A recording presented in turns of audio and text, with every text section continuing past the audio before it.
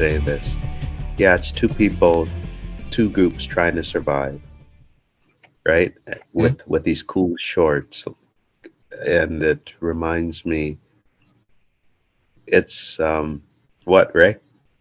You said shorts. Like what? What do you mean shorts? Oh, You mean swords or shorts?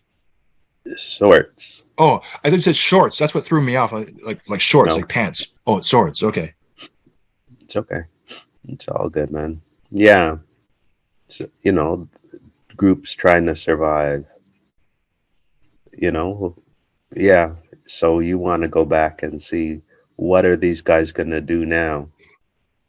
Like it's two groups of people wanting to survive. I know I've said that twice, but you're I was like, yeah, something's gonna happen. This is interesting. That's what I was thinking. Mm. All right.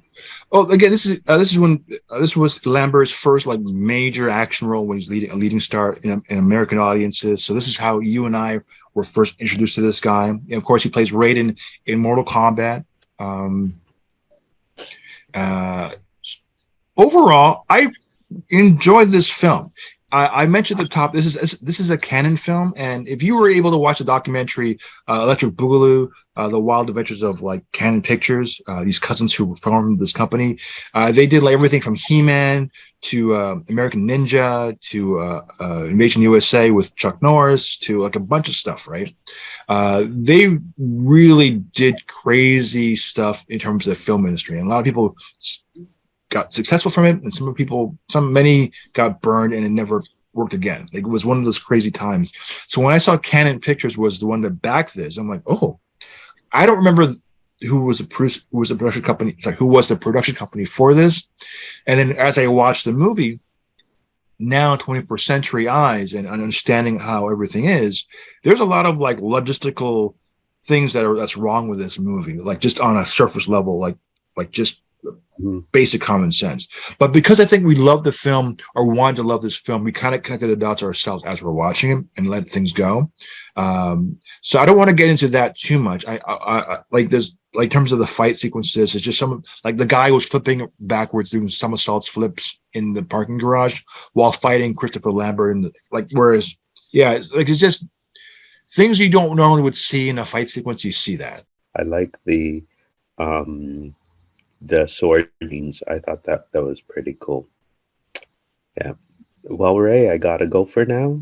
All right, I'll see you around. So, Yeah, certain things pop up in my head. I have a great time watching this. But yeah, it's convenient for the girl to have all these sort of like interests and expertise just to be in line to figure them out. People of the era who grew up watching this has no real significant value to those of the millennials. This particular generation, a lot of it would escape them. There's a lot of things in it that's just way too old, like a rotary phone.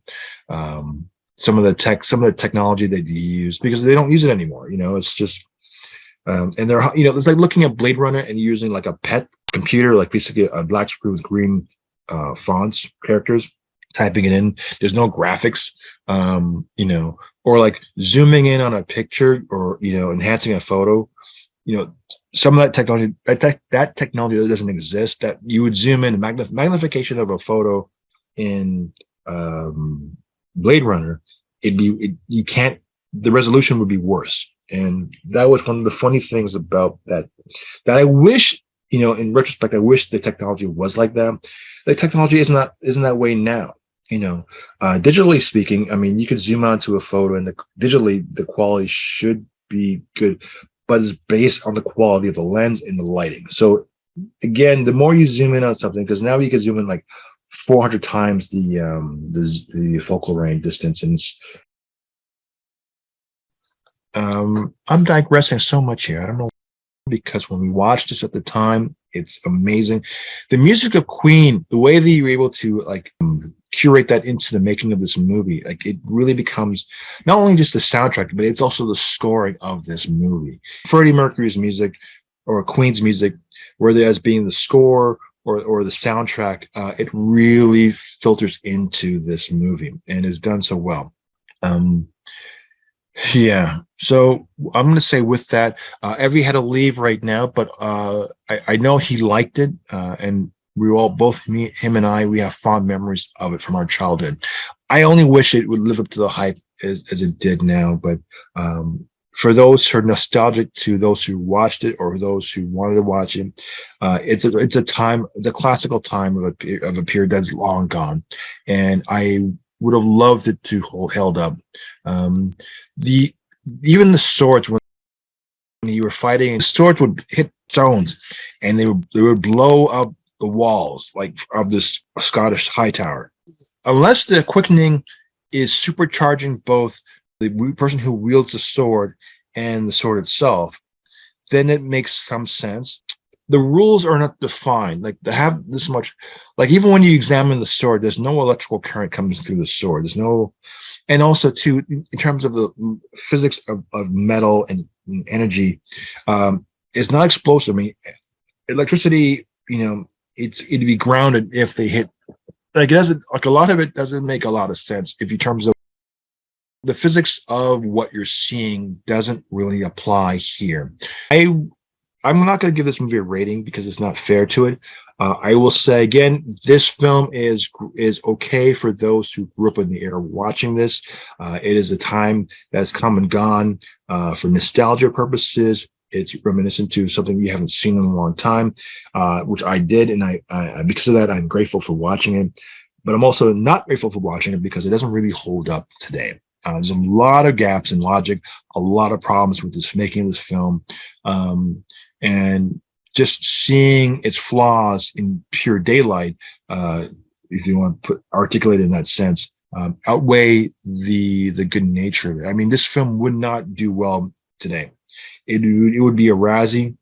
It would lose a lot of its luster and its decor. And I think because when Quickening came out, almost like the next decade, it was ridiculed because the audience had matured, and I think what they got away with by sneaking it through the audience and the era that it was in, we just became more sophisticated and more self-aware. I mean, by 1991, 92, I mean we had Terminator 2, and the Quickening came out in I think 96.